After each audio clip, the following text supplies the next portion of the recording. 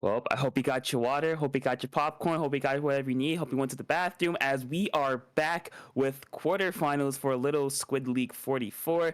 I am Topic, joined by AMAC. In this match, we have Empty versus Ouroboros.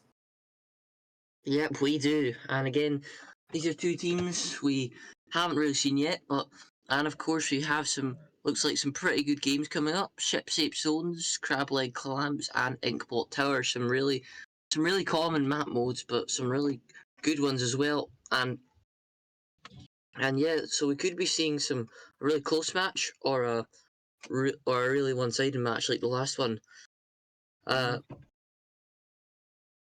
Yeah, and speaking of one-sided matches, Zone's Shipshape can turn into a very one-sided map because it's very easy to lock out here because you can push up relatively far, and the only real ways to get out is to try to go on their right side. But if you miss the drop onto the grates, you're at a severe height disadvantage. So that kind of doesn't give you a lot of space to work with, and the enemy team can just take a lot of your court for free. So if any team is getting locked out or close to it, they're gonna have to use a lot of resources just to break the lockout.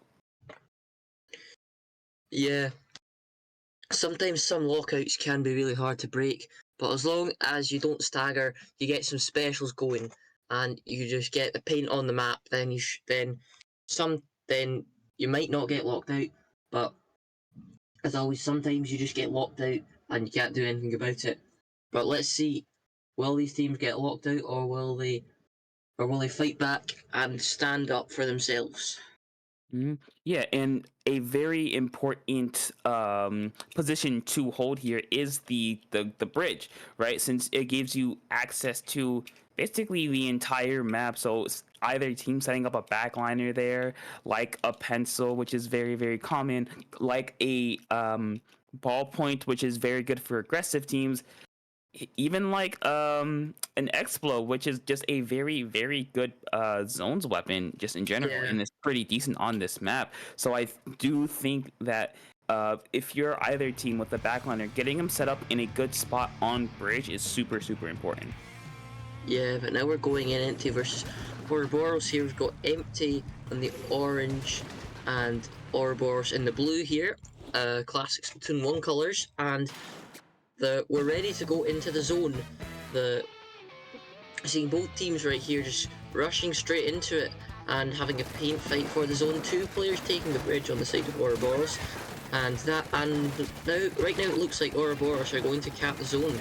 But we'll just wait and see because the zone's not capped yet. And of course, they're both one down. However, the Ouroboros have a little bit of advantage here. They're getting another pick. They're getting pick after pick. However, they're now two down. And there's kill after kill after kill going around on the map. This is gonna be quite a close game. Empty have got a few specials ready. They're gonna pop Zuka, and that should help them get back in. They didn't get any picks with it. However, that's going to allow them to get a bit further up on the map and start getting some paint on the zone. Yeah, that's empty with a really good attempt though. Ouroboros, the reef slided. Yes, D button's gonna able to get a double kill and not allow them to neutralize it at least. And so far, Ouroboros is really showing the strength of their comp. They have a comp that's very close range, very in your face, very fast with the double stamp or with the double wiper, with the Dreadringer. It's just you can paint and fight for ages, and so far they're showing that off. They're gonna go to down. Ouroboros with the opportunity here to try to hold on for the lead. Empty trying to force their way in. It's not gonna work. A second too late, and Ouroboros with a very very dominant game number one. As you said, Shipshape zones can be a very, very one-sided map, and it doesn't look like it to start off with, but in the end, it actually turned out to be quite one-sided. Yeah, you know what? That's kind of what happens. Ouroboros just kind of held forward, and it worked out because they just played really well. They took a lot of fights. They got a lot of those one-off picks, which really compounded in on itself, and eventually that led them to not losing zone a single time. Yes, there was a big fight at the very beginning for the zone, but once the zone flipped into Ouroboros' favor, they took it and never looked back. Yep. So yeah, now we're going to see Clam Blitz on Crableg Capital. Now, Crableg Capital is quite a versatile map, I'd say. You could go in on the right or the left, you can push through the centre, which is probably the most common option. You can make flanks, you can go straight into the enemy team's base, unlike you can on some other maps. But yeah, this is a very map. This is a map that you don't know what's going to happen.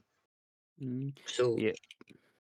Yeah, you might so not know what's gonna happen, but there is one thing you have to be very careful of.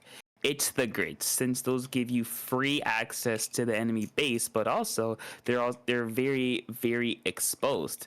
So making sure you have at least someone there is gonna be very, very useful and very, very helpful to your cause. yep.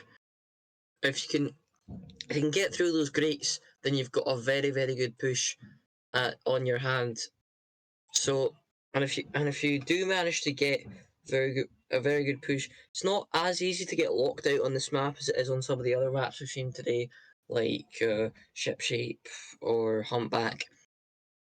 Then you can, because there are some flanks. There's the flank on the left side where there's a pit. There's also, and again, you can use the grates to get back in, because you might be able to. I don't know. If you're lucky, you might be able to walk on those without someone not noticing you. But let's be honest, that's not going to happen.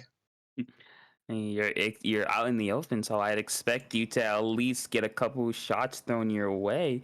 But for Ouroboros, I think their comp could actually work pretty well here, since they have the Dreadringer, they have the paint to paint up really quickly, they have that long range option with the Crab, they have just a lot of aggressive options. So I expect them to at least stay the same concept of their comp, try to like be very, very aggressive, empty. Of course, no changes. Actually, we do see one change from the side of actually no, two changes. Instead of a Wiper Neo Stamper, it's a Vanilla Stamper and V-Dualies. Yep, we've got but yeah, let's just see what they can do with this. We've already got someone jumping out on the side of empty. That must not be good, but as you can see, the Clam economy is slightly in favour of Auraboros right now. They've got enough for football, and all they need to do is just make it. And the Reef Slider goes in. This is a big chance for a push. They could be, and someone jumps out. We don't know what's going on here, and they're jumping back in. This is a big chance. Will they manage to get the football and take this chance right now? Looks like they're going in on the left. They're both one down. The Bazooka comes out from the side of empty. They have a ball ready to go with a Zipcaster, however they are 2 down, which means they're going to have to back up, and that allows empty to come in and take some of the map. There are jumps coming in, however the Zipcaster does come out from the side of Auraboros, and they're just going to try and get some picks with it. However, they get picked off themselves. They're both one down, and that is not going to be very good for Auraboros. And empty managed to sneak a push in. Yeah, and however they're... Yeah, MP managing to get at least on the board, which something they didn't do that first game, though. I don't think that was really worth it, because you just gave Auraboros a free power clam and a ton of space to work with. Now the question becomes, can Auraboros kind of use that to their advantage? But so far the answer seems to be not quite, because empty is just responding super, super well. Yeah, empty are responding a lot better this game. They've got Auraboros into a bit of a stagger. They're 2 down now. However, someone is going for it, but it doesn't look like they're going to get the push because of headed splatling. That is quite a good pick, and they're going to. And it looks like they're going to be empty. Are going to be taking it back with Auraboros 2 down, and they're gonna. And it looks like they don't have enough for a ball yet, though. And Auraboros seem to have a ball ready to go. Yeah, Auraboros may have a ball ready, but they don't seem to be able to push in as easy as they did in that first game. The Zipcaster's gonna get canceled. That's another 2 down, 3 down for Auraboros. Empty with a lot of space to work with. That's a wipeout. They don't quite have a power claim at the ready though. They're already pushing up into Auraboros' base to try to get something else going. They're gonna score a power clam. They have a couple claims to follow up. The Zipcasters, or not, the Zuka's gonna get shut down. That's one down, two down. The Blaster does manage to get another clam in, but Auraboros is gonna respond relatively quickly, and they're gonna have another power. But so far, they have not been able to get in against Empty. They've been kind of stuck in mid, and anytime they've tried to push, they've been shut down super quickly. Yeah, and so yeah, or they just throw in that push right there. They just threw everything they had. They even just threw themselves in there, and it seemed to sort of work because they managed to get a decent lead onto Auraboros. They may have to extend it a little bit more though, because that could easily be beaten with 2 or 3 power clams. Yeah, and so far it looks like Auraboros is trying to get up to the plat. The Reef Slider apparently is not going to do a whole lot, as Empty now is trying to turtle into their base and just keep out Auraboros. Though the dualies from above is going to get the power in. The Crab's going to come out. The Zipcats are going to get another kill. That's another one down. The power clam's going to go in.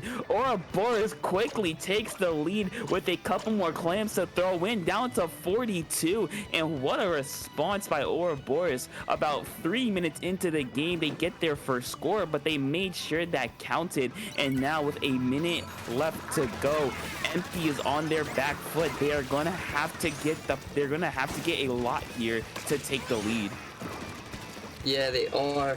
And there's only 1 minute left. They've not got much time, and they only have 2 clams. This is not looking very good for Empty. This could, because right now, if both teams have the resources, however, Empty are going 1 down. This is not looking like they're going to make a push soon, and Auraboros are already pushing up. They're all, and it's just going back and forth at the moment. We don't really know what's going to happen. However, there is a power clam coming out from the side of Empty and some specials coming out, but Auraboros do have both their specials ready, and they have enough clams, so you know they could make another endgame push, and it looks like that's what they might be about to do. Yeah, Auraboros is trying to fend off Empty, though. They're gonna go 3 down, leaving only the Stamper left. Empty is gonna have to go. The clock is running. They have the power. They have enough clams. Auraboros is gonna respawn just in time. The Dreadringer is gonna go down. The Heavy Edit with the ball, just surviving through the Zipcasters. Is gonna go down to Jazz there with the dualies. The jump in's not gonna be enough, and Auraboros snatches victory from the jaws of defeat, and Empty will fall here. But great job by Auraboros to hold on and not be discouraged after going down and taking a while to get their first score. But you know what? That's just the nature of Clam Blitz sometimes. Yeah, and that is the quarterfinals finished, best of 3. And again, we did see a really good fight coming out from Empty there. Empty put in a lot of work and a lot of effort, but they just couldn't manage to beat Auraboros.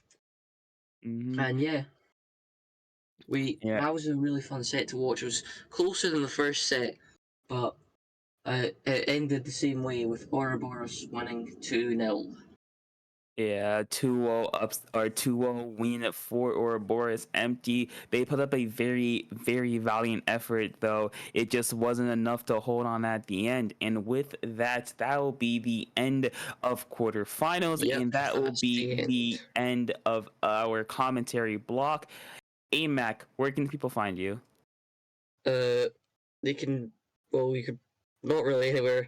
I've got a YouTube channel that's dead from like ages ago. It's called Amax Platoon. If you want to go check out some old cringy Adopt Me videos. But yeah, thank and topic. Where can people find you? Yeah, you can find me over on Twitter with the @ on the screen, Topical2. You can find me on Discord, Topic_2, where you can find where I'm commentating next, or just my random thoughts about Splatoon in general. So with that, that'll be it from us. Though stick around, as for semis and grands, we have Axo and Cookies commentating next. So expect some more Splatoon action coming your way. Yep. And with that, stay right there because there's more Splatoon coming up. And AMAC, any final words? Yep. Thank you all so much for watching. Shout out to Big Chungus, my boy, and yeah, thank you all. And one of these sets could have defined, what we're going to see in the finals. One of these teams that we've been watching today could get to the finals. So make sure to stick around.